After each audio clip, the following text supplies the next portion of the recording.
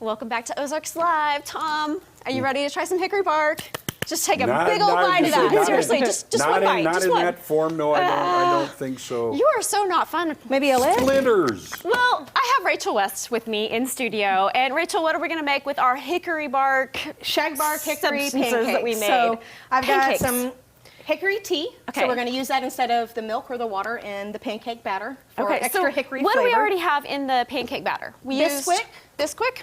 I added extra baking powder because it makes them extra fluffy. You know all the tricks. And then that's it. Then we're going to have our hickory tea, which smells amazing. You put two eggs in. Okay. I lied.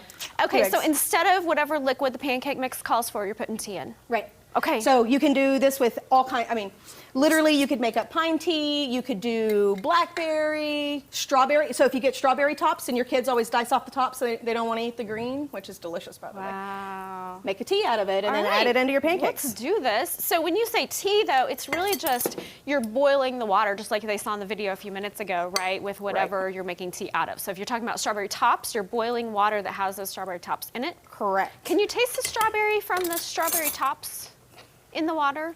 Or does it just give no, it like it tastes just like strawberry. You don't taste the green, you don't get the vitamin C, you don't get any of that. Are you it on literally board is now? just the other. Well, so you know, once you said that, you know, you're using the tea in place of any, rather than finding chunks of hickory bark in it. Yeah, sign me up now.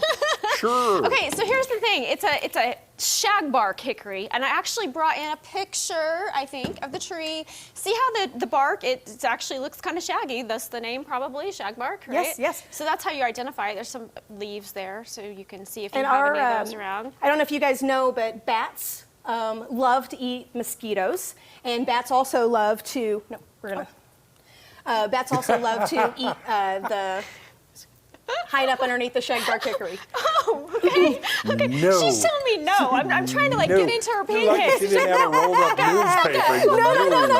It got a little clumpy because of the eggs, and so I was letting it sit there to try to soak it up. We mixed in the eggs first, and so I didn't want it to be all clumpy. Sorry. See, again, I was keeping you to stay away from my. You shouldn't do that first, you know? Yeah, we kind of messed up because we were in a hurry I trying think to I'm get lucky that. I didn't get my hand slapped just now. Yeah. Okay. I think that they're going to be a little chunky, Rachel, but we've already got that's some lumpy. made for 4. I can't believe you're making me lumpy pancakes.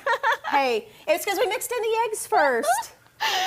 Look at magic of TV. Okay, so we have the finished product, which we're going to cook these still, and they're going to be nice and hot. But here's our finished one.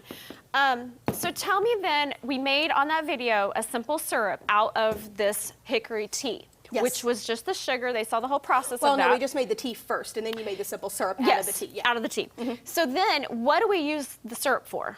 So the syrup can be used just like a pancake syrup, or you can mix it in, like I said, you can mix it in cocktails, or you can then fold it in as your sweetener in a bread. So say you're going to be making zucchini bread, and you're like, oh, I don't have enough brown sugar on hand or anything. You could use this as the liquid and the sugar in your zucchini bread to add the hickory flavor into a bread. Now, you know, the fact that you're not tapping a tree, like getting the sap out of it. That is With one of the maple syrup, you know, you have a maple taste. Does this have a distinct hickory sort of taste to Very it much then? so, Tom. I cannot wait to give you a pancake let's here make in you just a try it. second.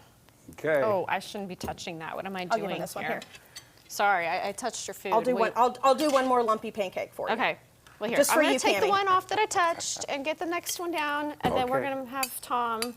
So you just pour that on there like regular syrup. Just like regular syrup. It's like next to free. Okay, grab me a fork And the cool for thing, him. Tom, about this is Yeah. that you can make this syrup in an off season, as you say. So tapping trees is usually it comes after a freeze. Only a And certain then whenever part of you the get ground year. temps about 45 degrees. And so when ground temps start heating up, then you've got your sap flowing from the roots that's Right. been stored all winter, going up to make your leaf production. So at that point you can tap, but pretty much no other time of the year is it a really great time to get the syrup flowing. And so in this way, you're literally able to get a flavor like the hickory, or I can do spice bush too, using the bark of the tree.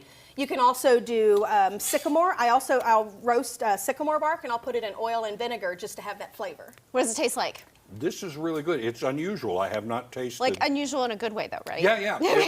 It's different. I'm usually, you know, I'm just because I'm eating a pancake, I'm expecting Cammy, a maple taste. have an extra warm But this pancake is here. really good. It's interesting. She's going to teach me so much more. I can't There we wait. go. I can't wait. I can never work. All right, now, Rachel, if people want more, information about, all you have going on, how can they get that?